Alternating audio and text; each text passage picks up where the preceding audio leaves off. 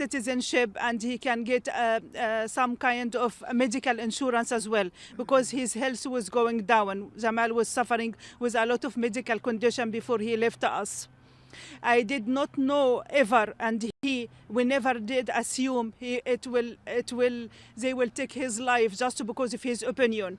Jamal Khashoggi was very stable man, very kind man, and he met with different people, different background, and I promise you, you will walk away with a smile. This is the kind of Jamal Khashoggi. I heard this week something very disturbing me from President Trump about my husband. He's controversial and he's unliked. I would like to tell Mr. Trump, you're expressing someone else, not Jamal Khashoggi. Jamal Khashoggi was most stable man.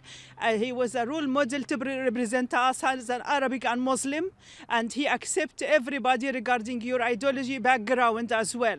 They try to paint him like he's a friend of Osama bin Laden or his Muslim Brotherhood, and all of this excuse. This is not excuse to take his life away. There is no justification to kidnap him, torture him, and to kill him and to cut him to pieces. This is a terrorist act. What they did, this is 17 men in behalf of the order came from the Saudi authority.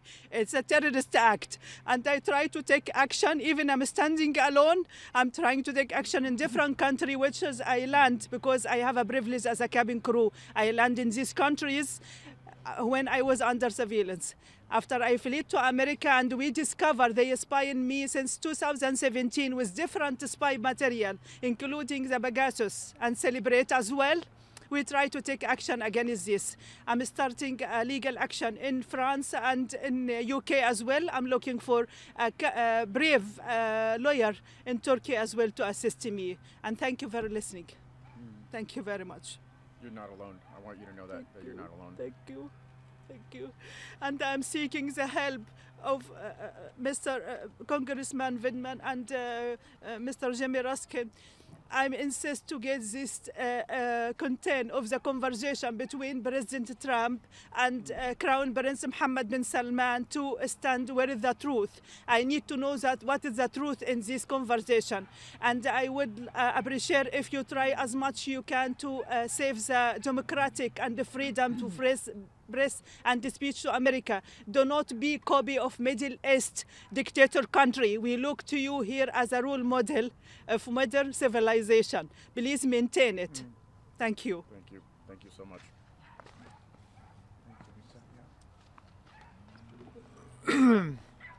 I want to thank Congressman Vindman for his leadership in making sure that Jamal Khashoggi is not forgotten, and that we will stand always with Mrs. Khashoggi in the search for truth and justice about what happened. And Mrs. Khashoggi, I want to thank you for your zealous conviction to make sure that the truth comes to light. This has been a week of absolute disgrace and shame in the nation's capital as Donald Trump honored and embraced his business partner, the homicidal crown prince of Saudi Arabia, Mohammed bin Salman. And we have seen, even in this degraded administration, a week of absolute moral and ethical collapse when an American reporter posed the question about what would be done with respect to the vicious assassination of Jamal Khashoggi. Donald Trump reprimanded her for her insubordination as if she were a member of the U.S. Armed Forces, and then proceeded to say, as Mrs. Khashoggi said, that her late husband was controversial. There were people who didn't like him. And then with respect to the assassination, he said shamefully and scandalously, things happen. Things happen. Let that sink in for a second. Everyone knows the truth. Following up on Mrs. Khashoggi's point, it can't be said enough. Jamal Khashoggi was an American journalist, and he wrote for the Washington Post.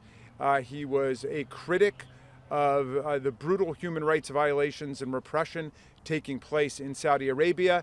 And when he was traveling in Istanbul, Turkey, he was abducted by 17 members of Mohammed bin Salman's security team. He was strangled, and then he was drawn and quartered, dismembered, assassinated by Saudi Arabia. And this is what our president describes in the compressed formulation of things happen.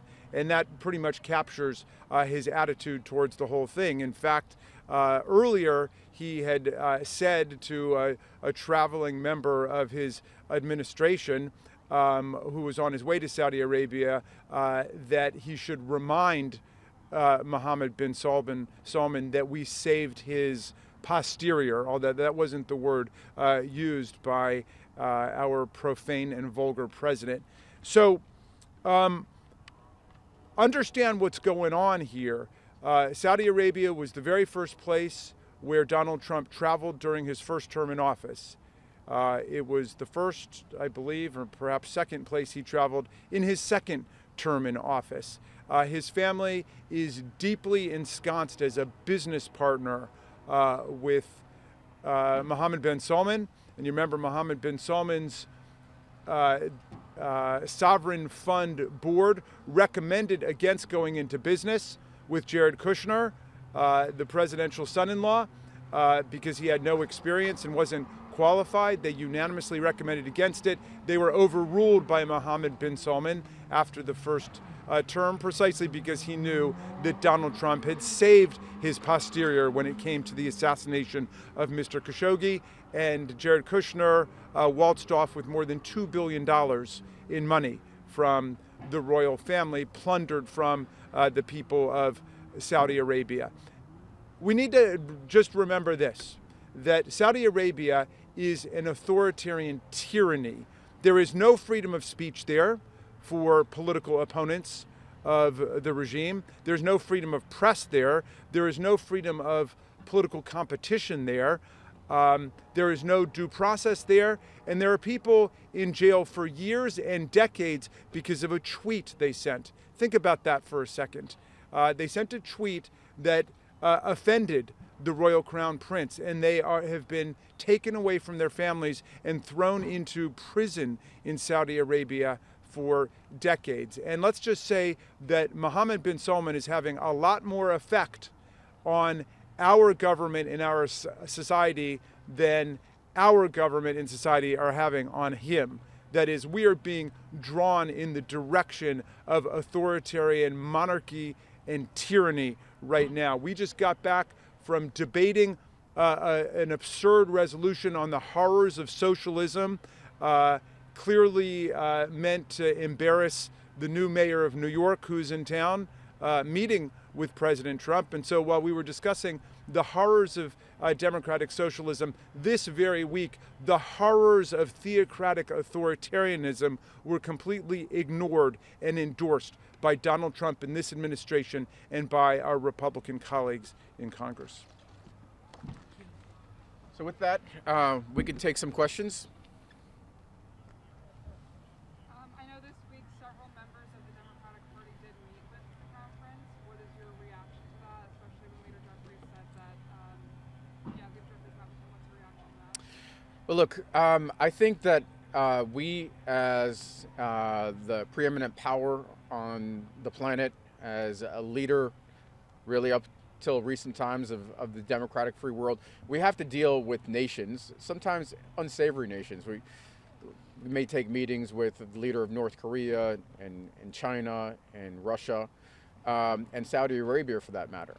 But that doesn't mean we don't recognize them for who they are, that we whitewash their record, that we try to wipe away history, and in this case, a brutal murder, which is what the president did.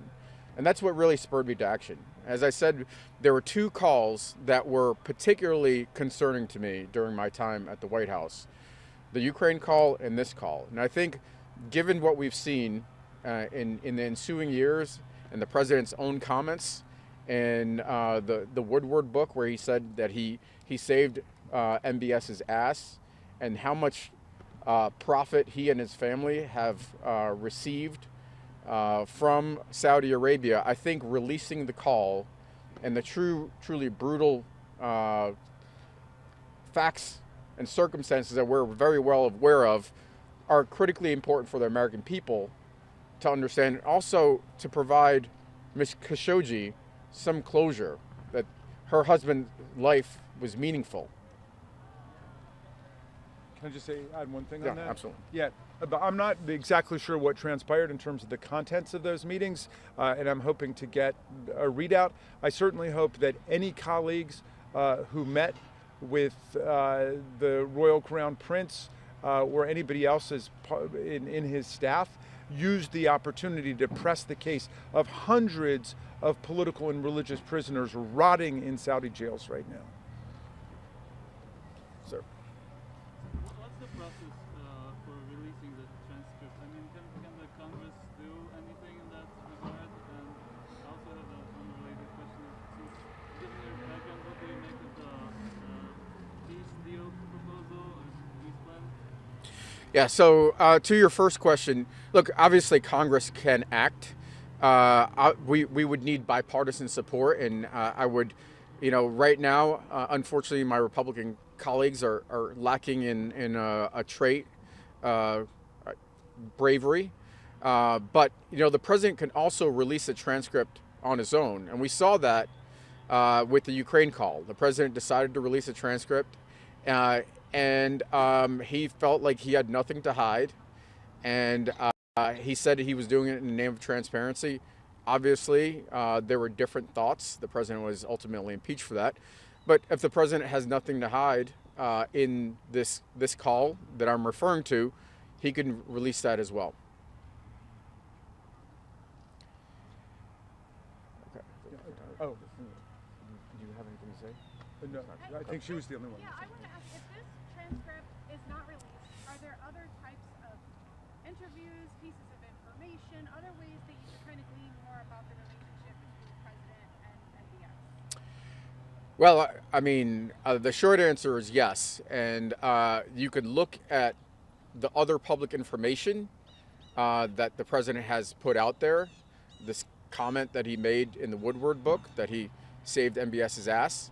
You could look at all of the different transactions that the president has been involved in and his family.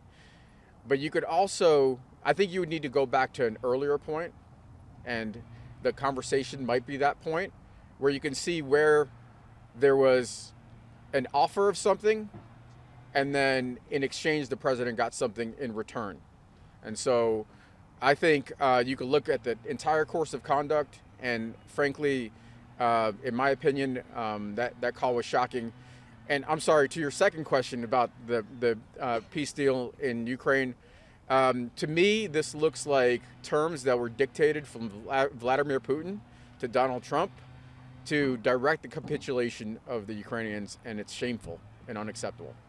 And could I follow up too about, is this laying the groundwork for potential future impeachment effort or investigation if the Democrats learn to take control of the House? Look, I'm a prosecutor, so I deal in facts and evidence, and so I think that any conversation regarding impeachment is probably premature. But there are serious concerns about the president's conduct, everything from his threats against Democratic lawmakers yesterday to a whole series of conduct, including conduct from a call during his first term. And so I think it's premature to talk about any formal procedures, but there are plenty of questions that need to be answered. And I see my colleague, you have nothing? Okay. What he said. Okay. My comments, yeah. Right.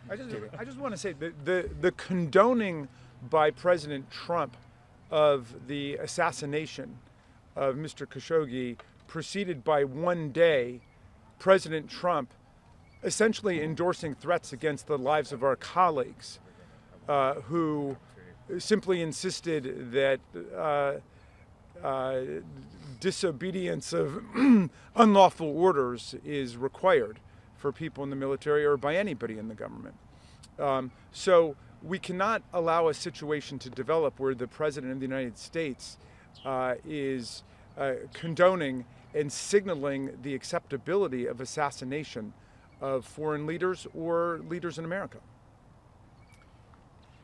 I know you can't say exactly what is on the call due to classification, but